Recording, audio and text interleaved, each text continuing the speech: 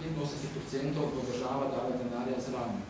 Poglejte, država in verske skupnosti so po ustavi ločene.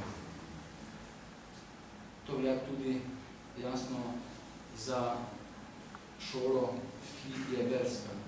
Država ne sme financirati nobene verske šole. Kajti država mora biti vedno neutralna, ne sme podpirati nobene verske skupnosti, ne sme podpirati nobenega verskega nauka, nobene verske ideologije, ona mora biti vedno neutralna.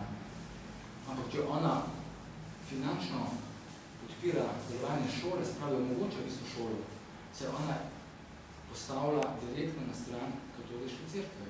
In ona ni več neutralna, temveč postaja misionarska. Ona pomaga širiti katoliški nauk v slovenski družbi. Se pravi, ona sodeluje v projektu pokristjanjevanja, v projektu evangelizacije, ki je glavna naloga katoliške cerkve. Se pravi, država sodeluje v tem, in s tem sodelujemo v tem tudi vsi državljani.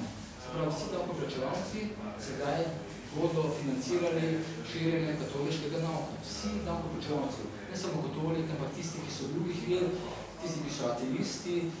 Skratka, vsi bomo plačevali širjenje katoliške vere. In, kot sem že prej rekel, ateisti katoliški nauk sploh imajo pravico do življenja, se pravi, ateisti bodo financirali širjenje nauka, ki je njim, recimo, predpisal, če sem čisto odkrit, peto, pa sem v tem smislu, se pravi, sam sebi je poprešel.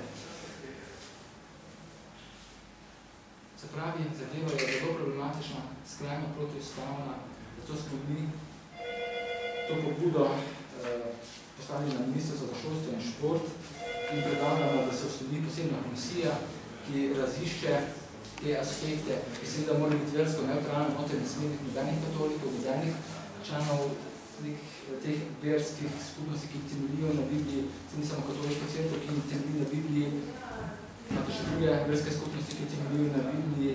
Skratka, ta komisija bi morala te aspekte preveriti vseh pogledov in po našem mnenju bi se tudi ugotovila, da je zadeva protiustavna, da katoliška zasebna osnovna šola ne more spremljati ciljev vzgoje in izobraževanja, ki jih zahtevajo ne samo slovenski predpisi, temveč tudi mednarodni. In seveda bi bilo potrebno zaustaviti delovanje te šole, oziroma zaustaviti delovanje te šole, dokler katoliška cerkev in ta šola Alojzija Šuštarja se pismeno napovesta vsem tem krvavim delom Biblije oziroma katoliškega nauka. Se pravi, da date pisno jamstvo, da se odpovedujete tem naukom, tej surovi Bibliji, temu surovemu katoliškemu nauku. Kajti jasno je, da izhajate pri vzgoju otrok iz tako surovih ideoloških predstav, ki je za otroke zelo katastrofalno, zelo kritično. Veste pa, da je po ustavi korist otrok, po 54. členu ustave je korist otrok glavno vodilo pri vzgoju otrok. Glavno vodilo je korist otrok in kakšno korist otrok je, če se vzgajanje v takem nasilnem duhu. Hvala lepa.